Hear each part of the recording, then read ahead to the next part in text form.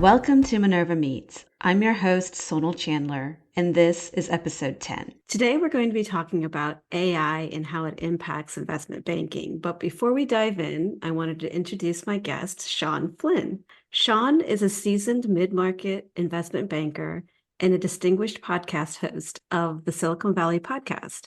With a rich background as a successful business owner in Beijing, China, Shawn returned to Silicon Valley, where he immersed himself in the dynamic startup ecosystem. He has held diverse roles from head of incubation for an AI-focused incubator to president of the second oldest angel group in the Valley. Leveraging his extensive experience across various business stages and sectors, Shawn currently serves as principal at a premier middle-market investment bank specializing in mergers and acquisitions, growth capital, raising, and secondary. Welcome to the show, Shawn. Thank you so much for being here.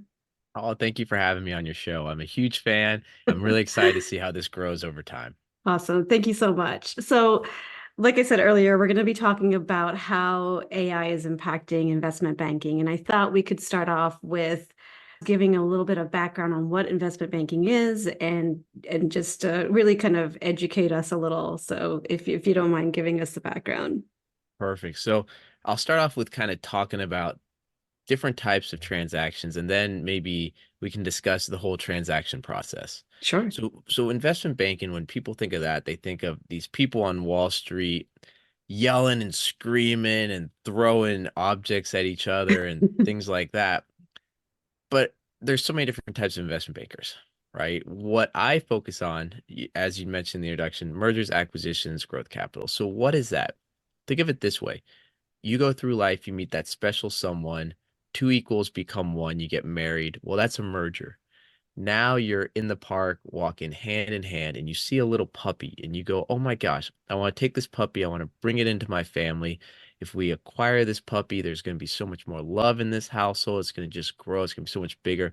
So you acquire that puppy through an acquisition. Now that puppy's in your house and you go, okay, the puppy needs to go to the vet. It needs shots. It needs food.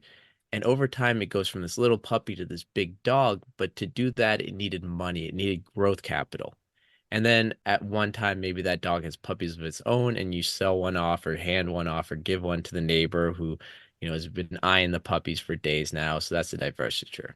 So there's all these types of transactions that happen in life. And those are the transactions I help with people in their businesses.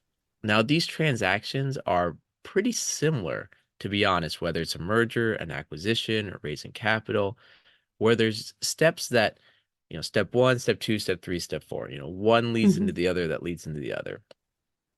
And to, open up the kimono, the process is normally you'll build out a data room.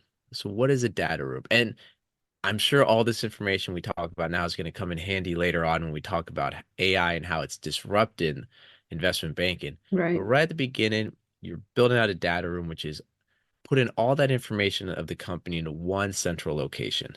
So think of all the documents that are there, articles of incorporation, maybe a cap table, the organization chart, intellectual property, marketing, sales material, process of the business, financials, your P&L, your balance sheet, cash flow, all those. Everything you could think of for the company, employee agreements, the list goes on and on. It's put in one central repository that you Okay. can access at any time. Now you take that information and there's a couple things you do with it. One, you understand the business, your business, and you go, okay, how does this business match up with investors or buyers? And you're able to say, okay, my business is doing this much revenue, has these patents and this location, and then this whole list. And you can take that and go, okay, so I'm looking for, say you're selling a company, buyers that are looking for companies that have this much revenue, that has this geographic location, that has these patents, all that stuff. So you're able to match it. So you take the information from the data room, you create the market materials that you then show those investors or buyers that are you think would be interested because things have matched up. Then from there, you're having conversations with those buyers. You narrow it down to a select few. They sign a letter of intent saying, hey, I'm interested in purchasing this company based on these different kind of ranges, Hmm. multiple of EBITDA. We're going to close this in 60 days of due diligence, all these things. Then you have the due diligence or confirmatory due diligence process, and then closing. So to unpack a little bit more, building out the data room, the market materials for the buyers or investors, going out to Hmm. market, have those conversations. From those conversations, narrowing it down to that one person or group that you're going to go into due diligence with. From there, managing the due diligence process to close.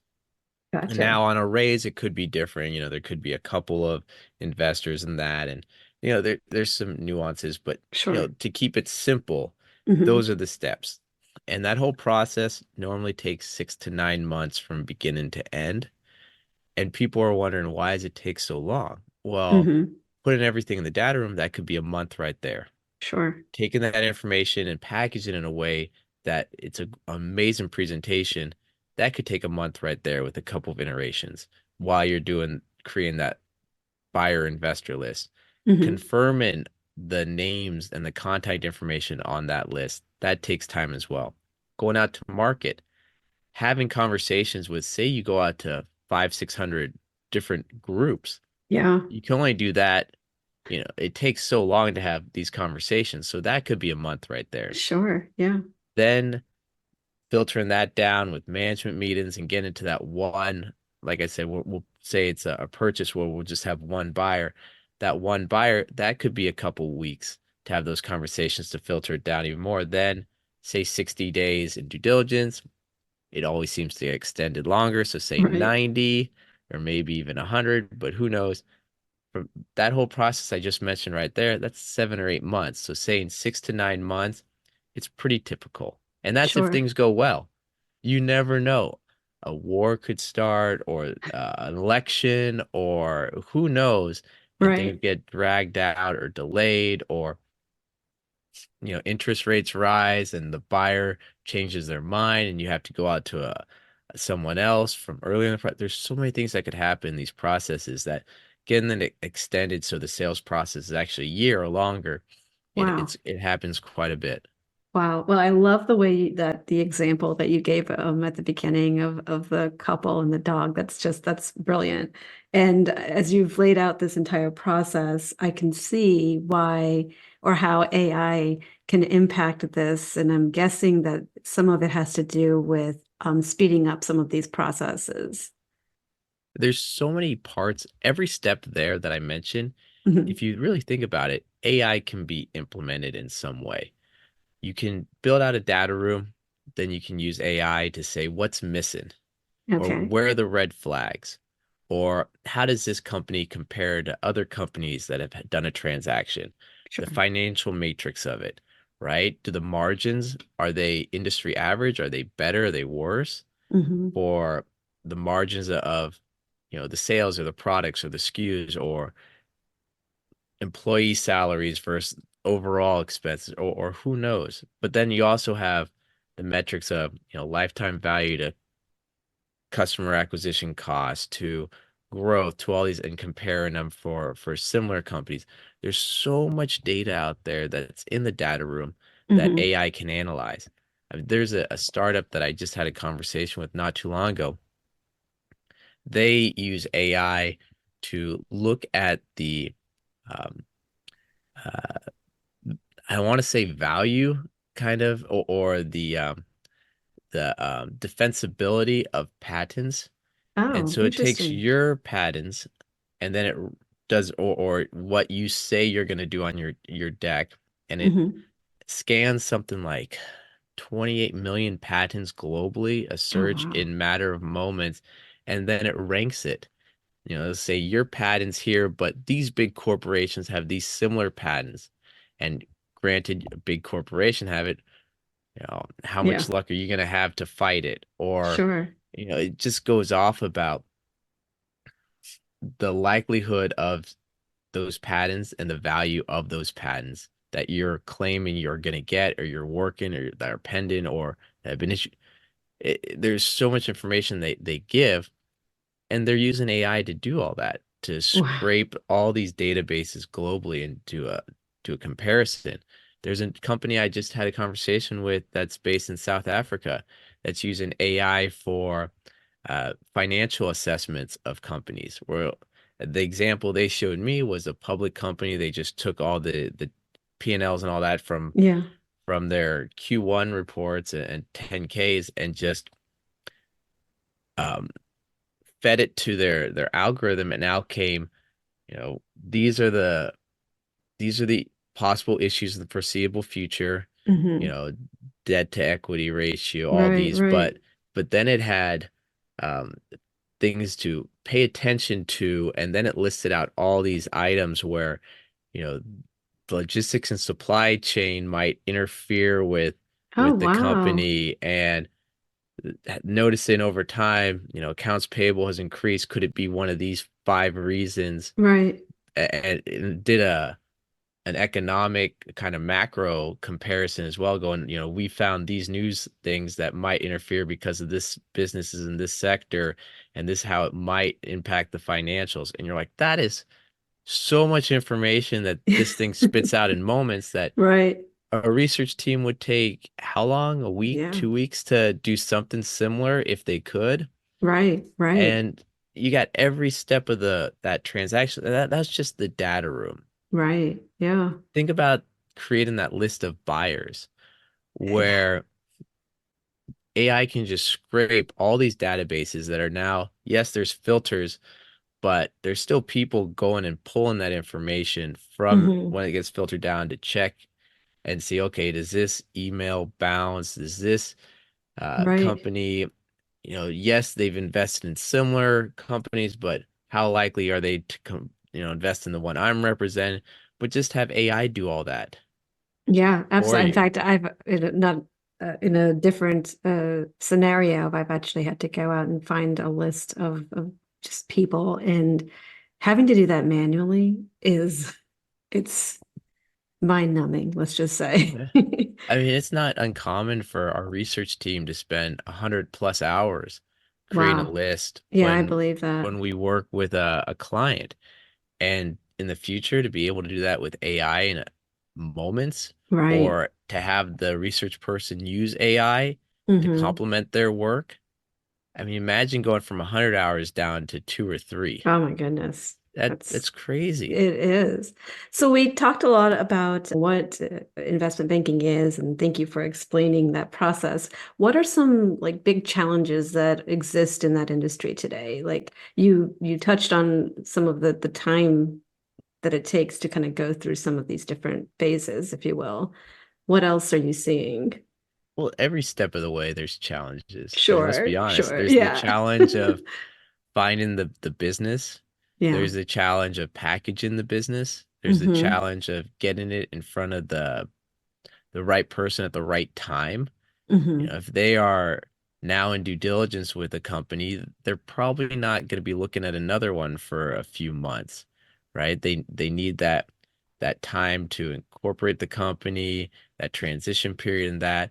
I mean, some of these huge corporations are always acquiring, but Right. some of the smaller private equity groups or that it's you do one, that then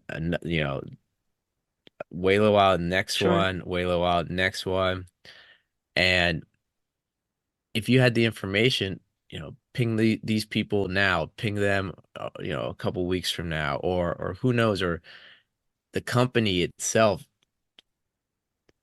If you're locked in and getting all the data for the company, you could figure out, well, they're about to hit a milestone inflection point. We should Hmm. wait till then. Or, I mean, there's so many things that AI can come in and help be that extra set of eyes and ears Hmm. into the whole process, even having conversations with potential acquirers. I mean, maybe I talk to them once a quarter, possibly. How great would it be? And they do have these solutions right now, but to scrape all their social media, all the information, come up with here's the information on the person you're going to talk to, their trigger words, Right. their what they like, what's happened to them recently, cover these topics, here's some suggestions, or from past deals they might like to focus more on the finance or just whatever Right, that right, right. information. And have that in front of you when you're having that conversation. Um, and then also what would be incredible, and I think we will get to there in the future, is the investors when they say, I really want to focus on these things, Right. having a customized AI pitch deck done for that person for that meeting right then and there. Oh man, that would be I that would I be mean, imagine amazing. that. Just Oh, say yeah. in the meeting in 45 minutes, I really want us to cover the financials, the traction, and the team. Right. Great. All right. Put that in AI. Here's the custom made deck that was pulled from the information in the data room Right. with Right. the keywords that this person likes to hear based on all their social media, all that information that was scraped, all combined, even the colors this person likes, everything 100% tailored to that person for that meeting in 45 minutes, and you just click the button to get it done. Right. Oh my God, that would be amazing, right? I mean, I could use that even just in my daily work, right? Yeah. Yeah. I mean, Um, so you've highlighted several things just now, but let's dive into some of those more concrete benefits that the industry can benefit from with adopting AI. So, like for example, productivity. That's a big thing that I've been hearing a lot about lately. So, why don't we jump into that? well, as mentioned, there's so many manual things that still are taking place, Sure. right? Yeah. Even, I mean, one, we mentioned creating the buyer's list or investor list. We Right. mentioned creating the market materials, but we didn't mention, comparing offers. Oh, sure. So Yeah. that's one thing. Say there's 20 indication of interest that come in, right? So in the process, a lot of times you'll have indication of interest, and then you'll narrow that down, have some meetings, and then you'll ask for a letter of intent, and then you'll Okay. sign one, and that will take you into due diligence. Okay. Well, that indication of interest, say there's 20 of those, Mm. right? Right now, you have one person cut it and paste it into an Excel sheet. Okay, this private equity group is saying 60 days due diligence period, Hmm. 5 times EBITDA is the valuation more or less they're given to, and it'll just like line by line by line everything in that indication of interest. Well, why are we doing it that way where you could just take those 20 offers, put into AI pulls all that information out, makes a chart, and then compares all of them? I mean, Right. that's, what, 5, 6 hours of work now done in a moment, just, however long it took you to drag to Right. the Exactly. to the folder to upload.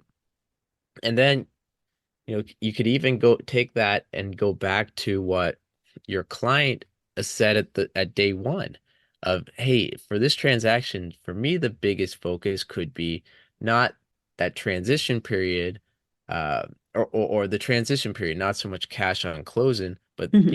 they want to walk away as soon as possible. So maybe when it's comparing it, it highlights that row because that's Right. a key value for the seller. Or Sure. maybe it's that multiple, or maybe it's how the deal is structured with a higher cash component versus equity, or the seller's okay with an earnout or a seller's note, or however they want to structure, but line all those things up and maybe even put them in order of, hey, Right. you told us at the beginning this is what you value the most and this is what you value the least, and with these 20 offers now comparing all of them side by side, these couple clearly stand out. Let's move forward with them. And Hmm. our AI did a research online and grabbed all this information on them and ranked them in most likely to close and factored that in. And also the post acquisition comments from past acquirers, their feedback on this group. And that's also added to this. And here's all this other AI that gave us feedback on this group and their Sure. ages, how long they're going to be at the private equity group, when they're raised, Hmm. their reputation, all that. And we're going to add that to the comparison. And this is all there instantaneous. So Right. there's so many ways that when you think about it, AI can, I mean, gosh, how many emails do people drag and drop into Oh different my God. folders, and then information is pulled from those emails manually to keep Right. track of everything in Sierra? No, no, Yeah. it Yeah. shouldn't be done. So I think you actually hit on two things just now where you talked about the productivity, right, of just speeding up how people work and the routine tasks. And then operationally, the analysis that has to happen on data. Are there other areas within operations that you see AI making an impact within investment banking? Oh, so many ways. I mean, the whole process, I see AI taken or being incorporated almost every step, Hmm. and then fast tracking things as well. Because if Yeah, instead of this data room taking a month to put everything together, it's right. AI pull all this stuff together, put in this data room, and then Sure. find out where there's the yellow flags, red flags, all that now. So we're not discovering this 3 months into the process and going, wait, what's going on? These were all Right. identified at the beginning. And AI, do your background and everyone in the company, everyone on the team, the culture fit, all this stuff.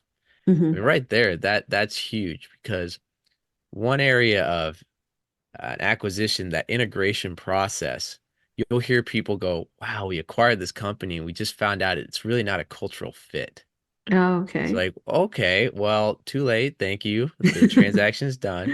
Right. Maybe during due diligence they come up with that. But how good would it be at the beginning to do that AI scan of the culture Oh of man, that everyone's would be social amazing. media processes, how decisions, everything are done internally, give them feedback on it, on leadership train or this or that, and then have this score, this package that can be shown to the potential acquirer. And Hmm. with theirs, see, maybe there's an AI that matches them up and go, listen, based on culture, you're a fit with these companies. You have a cultural score in your pitch deck moving forward. Right, Uh, right. Yeah, that'd be it, cool. there's a lot of things that, and also, gosh, one thing that's kind of interesting is there's times when you're not, the people that are acquiring, maybe not all departments know what's going on Oh or like yeah, that's so why this true. is happening. Yeah. Well, how great would it be for the AI to just go, listen, you might have thought this is the big value, but actually we've discovered five other big value adds by this acquisition. Here they are, listed. Have you thought about, this market or these customers over here, or, your insurance premiums being less because of the liability that Yeah. this company's bringing, like all these things. People are like, oh no, we're just looking at it for the revenue and that, but Right, right. there's could all be these second, third tertiary benefits that the AI points out to the team before doing massive due diligence, just in that customized pitch deck for Yeah. that one acquirer that it creates. I It's mean, if you, similar to almost like sales teams, right? When they don't really know that they're working on, the same account, right? And then they figure yep, it out, right? So it's kind of like the similar concept. If you had AI that kind of went yeah. out and told everyone, hey, there's a central location and everybody's working on this one, right? You would probably have some more benefits coming out of that. Oh yeah. Actually, now that we're talking, I think that'd be so cool. That customized pitch deck for that one potential acquirer, listing out everything we talked about. Cultural fit, Yeah. second tertiary benefits, how the integration of the two companies might look. Oh, There's so much there. oh, absolutely.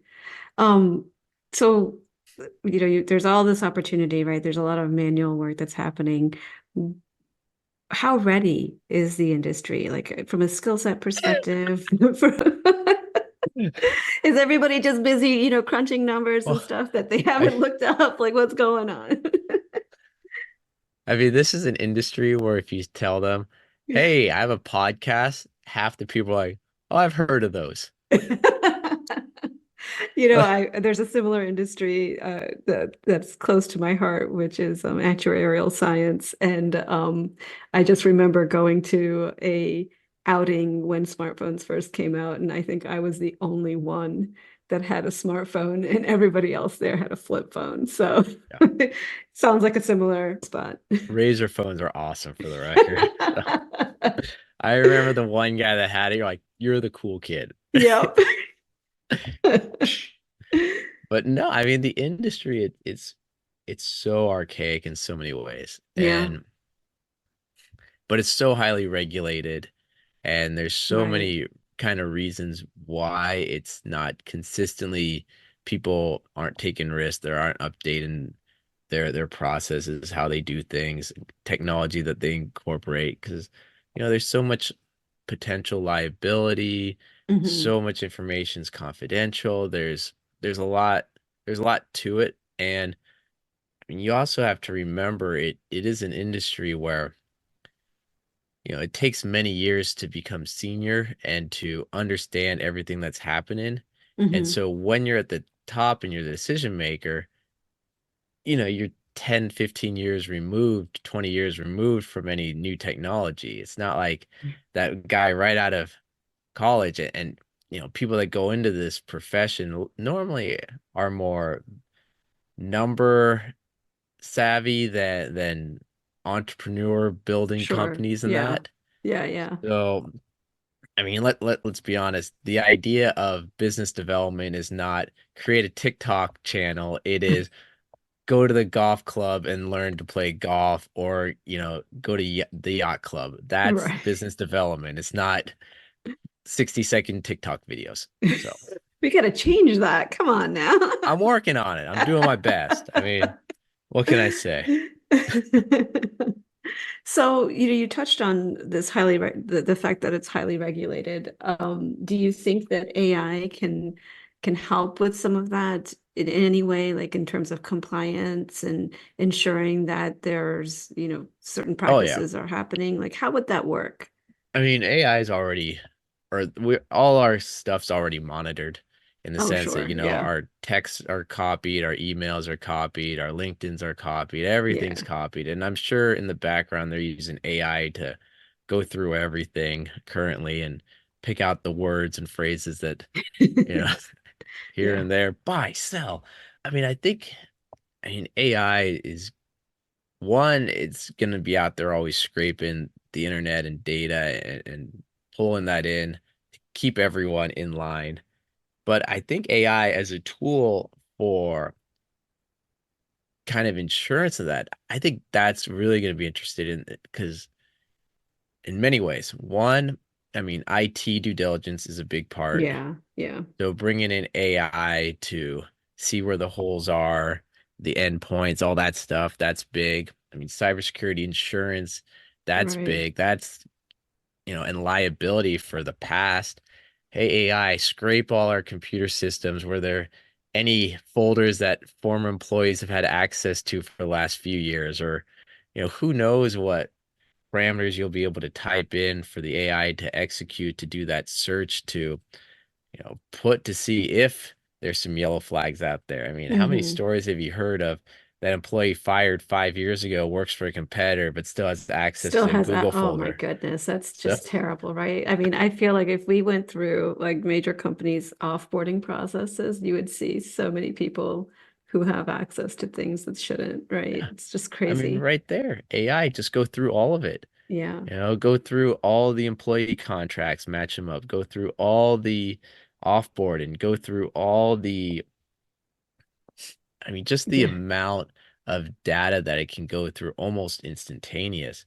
Oh, it's That's crazy, right? that's It's huge. it really is. So if you had to I mean, I think you've kind of been painting a picture of your pie in the sky AI, let's call it agent.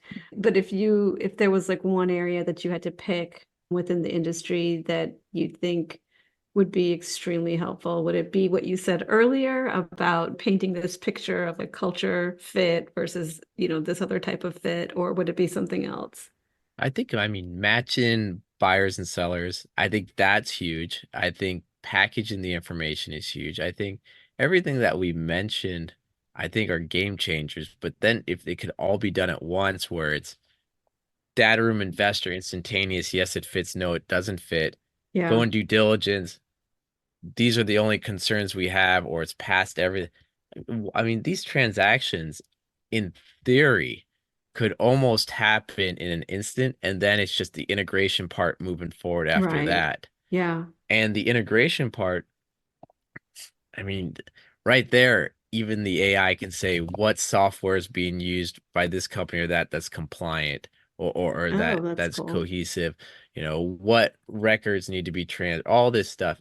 Why couldn't it do an assessment of all that in you know in the future? And well, one, even the dynamics of companies, when you Yeah. have this software company acquiring this other software company, I mean, in the future, what could it be? These three people are acquiring the stuff that these two people made, and it's a $1 billion transaction. Yeah. I mean, it's That's crazy to think crazy. about the abilities of small number of people to create such huge value. It's Yeah, never been there before, and there are absolutely. people saying there's going to be that three-person unicorn company. There's people saying there's going to be that one-person unicorn company, and they're all going to have to do transactions in the future. So Yeah. Well, no, help me understand kind of where the industry's at though, right? Like there's clearly a lot of manual processes and tasks that are happening, and I think that's across a lot of industries, right? Even IT. But where is investment banking in terms of adopting some of these things, some of these very technologies? slow. Like I And said, right, and you had mentioned, right, because of the highly regulated highly regulated environment. and the people Mhm. that are involved in the industry. Sure. Yeah. Yeah.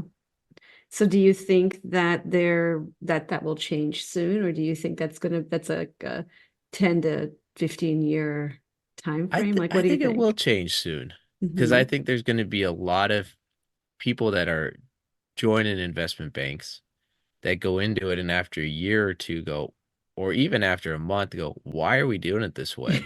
Yeah. Like there's so much technology that I would like to bring to this group, and there's so much pushback that I just need to save up enough to then branch off, start Hmm. my own, hang my licenses at another group and execute. So I think there's going to be a lot of these boutique investment banks Yeah. forming that are tech focused in enabling the processes. They're going to have overseas teams. There's a lot of great overseas back end teams that people were living in the States during the pandemic or Hmm. pre-pandemic, and then during the pandemic moved back home overseas.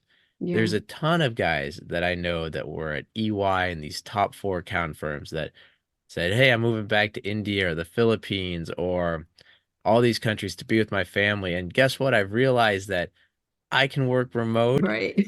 and even if they cut my salary, my lifestyle is 5x, 10x what it was in Silicon Valley, Yeah. you know, and it's the same Absolutely. quality of work. Yeah, it's similar to like what we're seeing in healthcare, right? Like I don't know if you remember back in the day, right? Probably about 10 years ago, there's all these new tech savvy healthcare startups that are entering the market and they're really changing the game of healthcare. And I imagine that's kind of what is happening in investment banking as well. I think that's what will happen in investment Yeah. banking. I mean, right Gotcha. now, Gotcha. right now, it's still Shawn, an Instagram account. Oh, we got to put that on your E4. And how often do you post there? I don't, this you can't say this. It's like, That's yeah. hilarious. But I do think there's going to be a lot of people seizing the opportunity because I mean, with all the databases out there, with all the access to alumni groups and that, Oh yeah. going to getting your MBA from Harvard, I don't think has the same value because as long as you can access the people that went there, you're good. Right. And there's so many ways from LinkedIn, and the list goes on and on that you can Right. Right. access all these people. Um, I mean, one area of the industry that I think is going to be very interested in the future is how people actually market themselves Oh yeah. and promote themselves. That's I mean, through podcasts, through social media, Right, because right. at one time, yeah, all the people that own these businesses, oh, they don't have time for social media. Okay, Yeah. now the people that have businesses, all they're doing is marketing on social media, And Absolutely. and if you want them as clients, you have to be out there as well. You have to talk to them. Absolutely. So Absolutely. Talked about how the industry is still kind of dipping their toe, if you will, into technology and AI. What can they do to start preparing, right? They want, let's just say I have a firm and I'm thinking I need to adopt AI, but I have no clue how to get started. What should I do as a first step? probably listen to your sons or daughters and go, "Hey, what's that thing in your hands?" And they say smartphone. And you go, "Oh, tell me about it." And Right. no, I mean, a lot of it is just playing around with AI, just Getting playing around with comfortable, Chat right? GBT and Barbed and that, and figuring out actually how to write the right prompts Yeah. to get the information that you want from it, and then figuring out that you can actually drag and drop files. And there's so many incredible AI tools out there Yeah. Do you that, have any that you like that you can name?